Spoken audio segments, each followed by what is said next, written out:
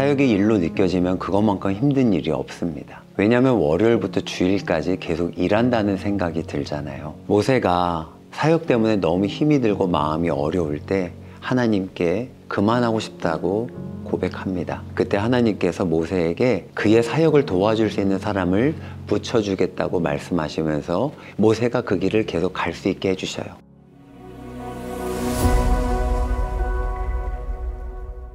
여러분 안녕하세요.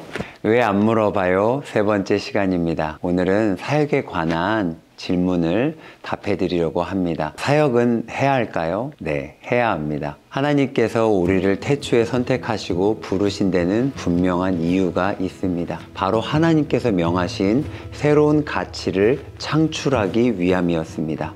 그것은 에베소서 4장 12절에 잘 나와 있듯이 그리스도의 몸을 세우는 일입니다. 그래서 그리스도인이라면 반드시 사역을 통해 그리스도의 몸을 세워 가야 합니다. 그래서 여러분 우리 영천공에는 총 12개의 사역팀이 있는데 어느 사역팀인지 고민하지 마시고 본인이 관심 있는 쪽으로 선택하시거나 혹시나 선택하기 어렵다면 담당 교역자나 신앙의 선배들을 찾아가서 고민을 상담해 보시고 사역을 시작하시는 것이 좋을 것 같습니다. 그렇다면 사역을 하면 어떤 유익이 있을까요? 이것은 제가 좀 생각해 본 것입니다.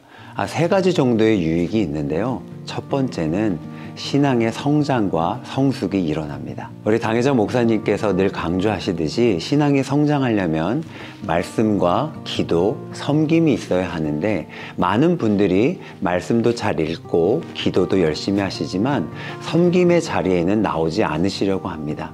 그러나 신앙의 성장은요, 반드시 자신이 가지고 있는 것을 나누고 누군가를 섬길 때 일어나기에 사역을 할 때 비로소 신앙의 성장과 성숙을 이루게 됩니다. 두 번째 유익은요, 소속감을 느끼게 됩니다. 잘 아시다시피 사람은 혼자 살 수가 없습니다. 누군가와 관계를 맺으며 인정받고 사랑하고 사랑받을 때 살아있음을 느낍니다.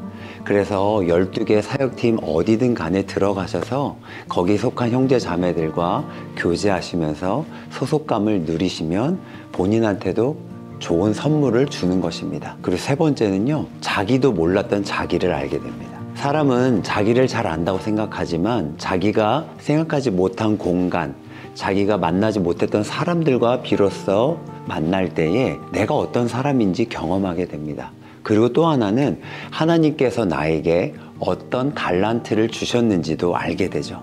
그래서 여러분들이 사역을 시작하시면서 이 세 가지 유익을 누리시기를 축복합니다. 그럼 이 사역을 통해서 우리가 그리스도의 몸을 세우는데요, 우리에게 필요한 마음이 한 가지가 있습니다. 그것은 실력도 있어야 하고 열정도 있어야 되지만 무엇보다 사랑이 있어야 합니다. 그래서 이렇게 질문을 해줬어요. 사랑을 어떻게 하면 좋을까요? 사랑은 열심히 해야 합니다. 베드로전서 4장 8절에 무엇보다도 열심히 서로 사랑할지니 사랑은 허다한 허물을 덮는이라고 나와 있어요. 우리가 언제 사랑을 멈추는지 잘 살펴보면 상대방의 허물을 내가 받아들일 수 없을 때 멈추게 됩니다. 그런데 예수님께서 우리를 언제 사랑하셨냐면 로마서 5장 8절에 보면 우리가 아직 죄인이었을 때에 예수님께서 십자가에서 죽으심으로 하나님의 사랑을 우리에게 보여주셨습니다. 예수님의 그 십자가의 보혈로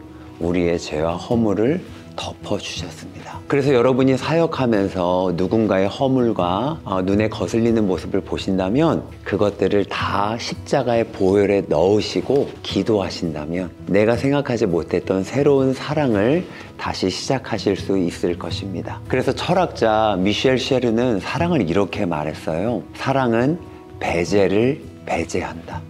여러분, 하나님께서 우리 영천공 안에 사랑하라고 만나게 하셨습니다. 허물을 덮어주는 사랑을 하면서 2024년 임계점을 넘어가시기를 축복합니다. 이 질문이 들어왔어요. 여러 가지 사역을 하고 싶은데 어떻게 해야 되냐고. 다 해보셨으면 좋겠어요. 하다 보면 정리가 쉽게 되실 거예요.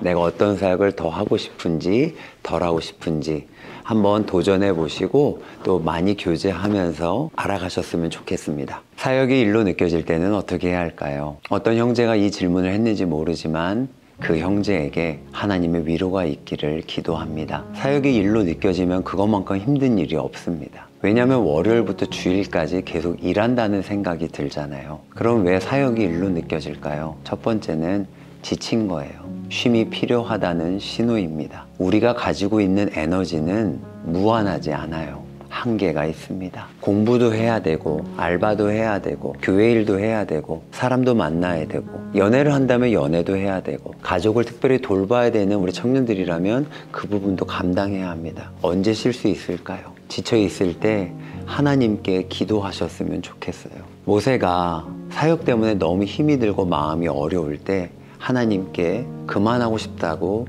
고백합니다. 그때 하나님께서 모세에게 그의 사역을 도와줄 수 있는 사람을 붙여주겠다고 말씀하시면서 모세가 그 길을 계속 갈 수 있게 해주셔요. 그러니까 먼저 하나님을 찾으셨으면 좋겠습니다. 그리고요, 우리 영천공 안에는 신앙의 선배들이 많이 있잖아요. 담당 교육자분도 계시고 부장님들도 계십니다. 그분들을 찾아가셔요. 저 사역이 일로 느껴져요. 그러면서 사역을 통해서 경험한 감정, 느낌을 그냥 솔직하게 다 내려놓으셨으면 좋겠습니다. 그것을 하나하나 말하다 보면요, 생각도 정리가 되실 것이고 또 마음에 있었던 감정도 조금은 해소가 되실 것입니다. 그리고 마지막으로 제일 중요한 것은 예수님께서 나에게 이 일을 맡기셨습니다. 예수님께서 나를 어떻게 사랑하시는지, 나를 위해서 어떤 일을 행하셨는지를 다시 한번 묵상하시다 보면 또 사역에 대한 새로운 마음들을 갖게 됩니다. 우리 영천공 여러분, 사역하는 거 쉽지 않습니다. 그러나 그리스도의 몸을 세우는 일은 우리가 할 수 있는 일들 중에 가장 가치 있는 일이며 영원한 일입니다. 아직 사역을 시작하지 않으신 청년분들이 계시다면 꼭 사역팀에 들어오셔서 함께 사역하시면서 신앙도 성장하시고 소속감도 누리시고 무엇보다도 예수님의 마음을 경험하시기를 축복합니다. 감사합니다.